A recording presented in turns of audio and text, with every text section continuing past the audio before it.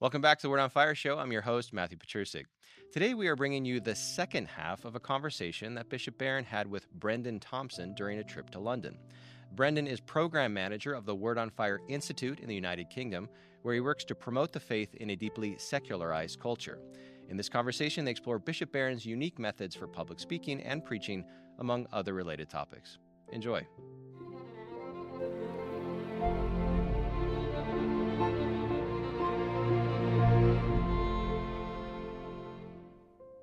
So we're going to just move now to talking about our week here in London. Yeah, so good. we've been preparing for it for longer than expected. Yeah. So we were meant to have it in September gone, and you were there in Rome on the Thursday, Yeah. and then later that evening the Queen died. The Queen died, yeah.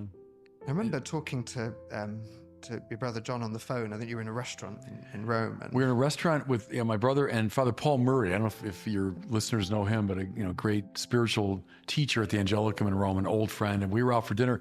And before dinner, he said, I said, the Queen evidently is quite ill. And he said, oh, I'm sure she'll be, she'll survive for many more. And then in the course of that dinner, we got the word that she had died.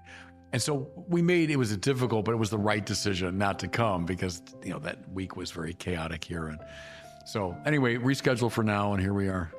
yeah, and it's been a fantastic start. So at this point, we had Parliament on Monday. So you Yeah. had a tour of Parliament, but you'd never had a tour of Parliament No. before. Just share with us a little bit of your impressions. I loved it. I was saying to someone this morning, it really was one of the most memorable days of my life yesterday because I love history and I love, British history and all that. And I'd been around Parliament. I've certainly been in Westminster Abbey, et cetera. I'd never been inside the Parliament building, and every room, not only are they stunningly beautiful rooms, but with so much historical resonance. So you walk into Westminster Hall and that's where Thomas More, was tried. And then you go next door to what was the chapel, but it's where the House of Commons met, like at the time of the American Revolution. And Edmund Burke would have, been arguing his position in that room. And then you cross over into the present House of Commons that had been destroyed during the Second World War and then rebuilt. But Churchill would have been, in this place. Then you go across and there's the House of Lords and there's that gilded throne. And I mean, there's so much resonance. And thinking, speaking as an American, obviously we broke from what do I say, England, Great Britain, the UK. We broke from you guys, but at the same time, we're all in a way culturally English. I mean, we're so influenced by English history and so on. So to go into a place like the Parliament is very moving. I found it very moving. And then the chance to give the talk there to that marvelous audience last night. Including several MPs, it just made it one of the most memorable days of my life. Yeah, it was a packed crowd, and I think there was at least 20 members and peers of all houses, Catholic, Christian, and we took as a theme for that. So Pope Benedict had given a historic address when he visited for the papal visit in September 2010. And the theme of the speech, really, there's a line in it. He said, religion isn't a problem for legislators to solve, but a vital contributor to the national conversation. It's an excellent speech, well worth reading. And so we're kind of playing with those themes. What is it that you hope to say to them, or what were you trying to say in that speech? I think just to remind everybody of how Christianity is so deeply ingrained in our culture. That we've been shaped willy-nilly by it. I mean, whether we know it or not, it's in the cultural DNA of anyone who's been influenced by Christianity. I closed the speech and I was very happy. I think he was a peer, you say, right, from the House of Lords. There was an older gentleman. And I had made reference to the Union Jack. And I said, which, as I look out over the Houses of Parliament, hovering over the whole thing is the Union Jack, which is 3 crosses kind of interposed on each other, right? I said, how odd when you think about it, that central to this national symbol is the instrument of torture on which a young Jewish rabbi is put to death around the year 30 AD. That's the image, that's the symbol that we have, and how deeply strange that is. And it speaks to the distinctiveness, the uniqueness, the wonder, the odd quality of Christianity that holds God became one of us, died for us, was raised from the dead. That reality is in the flag, which hovers over the whole of the British establishment, And I remember he said to me, I've been in this house, for 40 some years, and I've never thought of the Union Jack that way. And I thought, okay, that's the point I wanted to make. That's what I wanted to convey.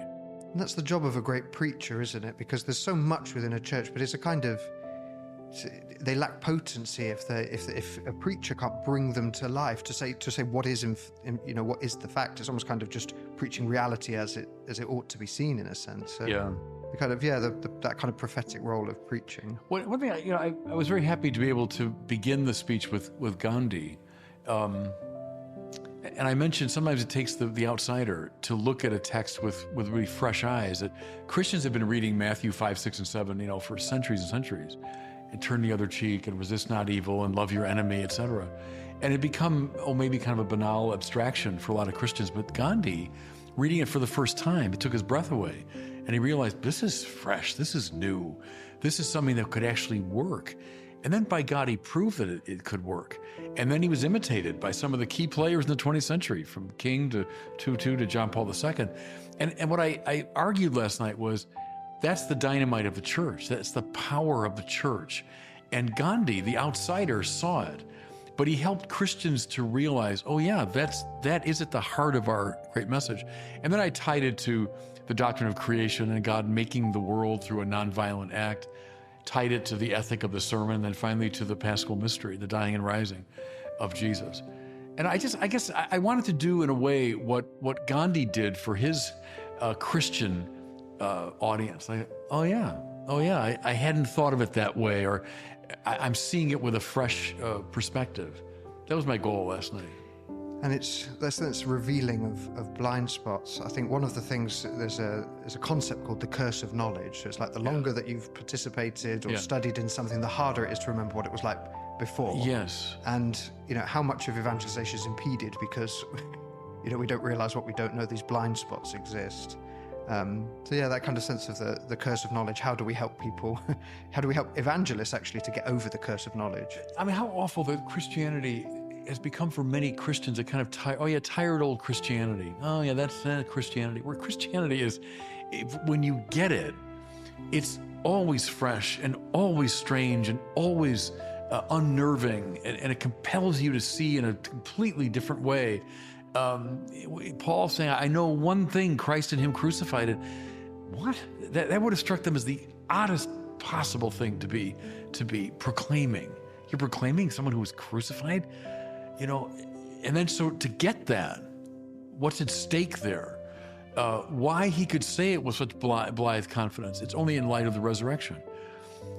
And Jesus Christ is Lord. We say, oh yeah, Jesus Christ is Lord. It's a nice, pious, spiritual sentiment. That was a bomb going off in the ancient world when Caesar was the Lord.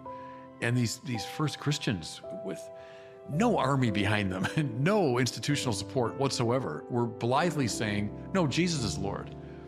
That's why they all ended up in prison, or most of them ended up killed, because the powers that be knew exactly what they meant. Well, the fact that we've lost that we would never hear a phrase like Jesus is Lord and say, ho-hum. That we wouldn't hear that and say, that's a revolution. That's an explosion.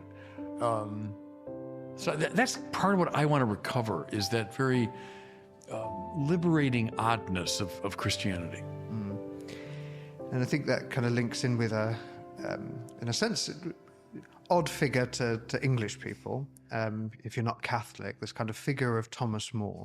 It's a big theme of your week here. I think I hadn't watched A Man for All Seasons until you'd spoken about it. I think you're saying it was your favourite film. Yeah.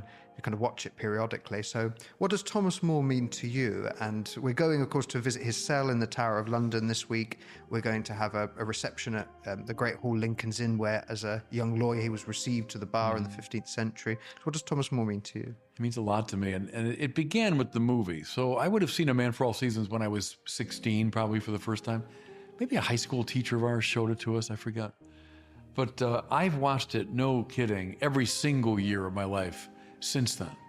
When I was a professor at the seminary, I would always have a little evening on his feast day. And I'd invite, it was during the summer, so the fellow faculty members come to my room and watch Man for All Seasons. I always showed it to my students during the school year. And, Paul Scofield, the great Shakespearean actor, plays Moore in such a memorable way. So in my imagination, of course, I know the great Holbein portrait. I know what the historical Thomas More looked like, but I always think of Paul Scofield. I always think of the figure from that play.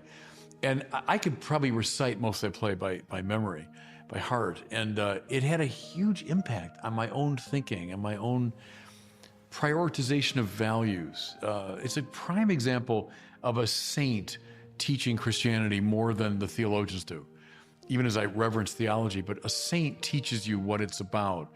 And that image of Scofield playing Moore still, sings to me. So that's how Moore came to mean a lot to me. And one of the elements of this week that I'm really looking forward to is we're doing a conference on the theme of sharing the church's story.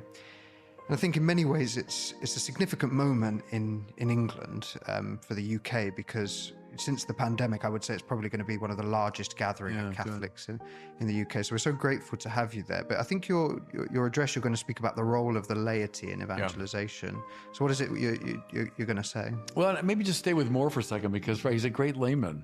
He's not a priest. He thought he might want to be a priest as a young man, and he always had an intense spirituality, but precisely as a layman, precisely as someone in the world. So Moore, as a lawyer, and then as a politician, then as a statesman at the highest level, becomes Lord Chancellor of England, so the highest appointed position in the realm. A literary figure of great significance, known throughout Europe, Utopia and other works. He's a model of Christian humanism. That there's something beautiful about the monastic or Carthusian life and all that, but Moore exhibits the lay style, to use Baltzar's language, the lay style of being a Christian in the world. And that's super important now. And see, look at Vatican II, the universal call to holiness. The call of the laity is now to sanctify the seculum, the secular order. So the order of politics and law and science and entertainment and business, finance. That's not my job as a priest or a bishop. That's the laity's world. Now go forth and Christify it. Well, see, Moore knew that in the 16th century. Moore understood that in his bones. And then the other side of it, he lived that life as richly as it could be lived, but he knew, okay, push has now come to shove, because I cannot stay in this position and be true to my conscience because of what Henry VIII is doing, because of the moves Henry VIII was making. Moore knew, I can't with integrity continue. And then he, resigned from that life, and then paid the ultimate price for that integrity. So he's in both those ways such a model of a lay commitment to the world. One of our great patrons for Catholic Voices is John Henry Newman. Yeah. And just seeing the kind of links there between kind of conscience and when he converted in 1845 and stuff. I think his sister never spoke to him again. That sense of there's a real English theme. What's your sense in the UK for Catholics, having to make those kind of conscientious decisions? How can figures like Newman and Moore help lay Catholics as, they kind of feel at the coalface? That's what prevents us from doing evangelization, right? It's the sense of the fear of what's going to happen with this. What would your advice be to Catholics to encourage them? Yeah, because you're right. Newman didn't pay the ultimate price the way Moore did, but he paid a price by God. He paid a huge price by becoming a Catholic. He lost the world that he moved in so comfortably. Think of Newman prior to 1845 is a major player, in the establishment life here in England. And then he had to give most of that up. He recovered it by the end of his life in a way, after the Apologia Pro Vita Sua, and he becomes sort of a revered elder figure. But he did sacrifice a lot to be a Catholic. I find whenever I come here to England, it always strikes me how alive the 16th century is. Whenever I move in Catholic circles here, we're never far from Tyburn. We're never far from the great sacrifice of the martyrs. It's still very much a lively, proposal in people's minds. Okay, that's in a way that's a gift of grace, isn't it? Because from those figures you take courage, seems to me. That you can and should be Catholic despite any opposition. We're not facing what Edmund Campion faced. we are facing opposition, from a secular culture. So polite persecution. Yeah, but it is a real persecution. The secular world is often hostile to us, stands athwart our purposes. We face, ridicule sometimes and contempt. Okay, well, heck, we can handle that. If Thomas More could face the chopping block and Edmund Campion could face, Tyburn Tree, we can certainly face a little, public opposition. So maybe, especially here, to take courage from these great figures. So thank you so much, Bishop Barron, for joining us. And I want to give the last word to Newman in a sense, because I think it's quite central to both the missions of Catholic Voices and Word on Fire is this sense of emancipated laity. Newman in the 19th century was saying, I want an educated, well-instructed laity. I wish to enlarge their knowledge, to cultivate their reason, to get an insight into the relation of truth to truth, to learn to view things as they are. What are the bases and principles of Catholicism? And 150 years later, I still think we're trying to live up to that vision. And of course, I think I'm grateful in the way that Catholic Voices helped me to do that, and Word and Fire has really inspired millions around the world to do that. So just so grateful to you, Bishop Barron, for joining us today, for being in London for this week. My pleasure. And all the fruits that it will have. And thank you all for watching. God bless. Thanks for watching. If you enjoy this content, please remember that there is much, much more available inside the Word on Fire Institute.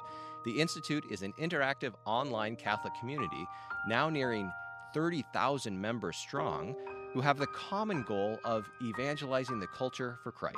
Join us today at institute.wordonfire.org. That's institute.wordonfire.org. God bless you, and we'll see you again soon.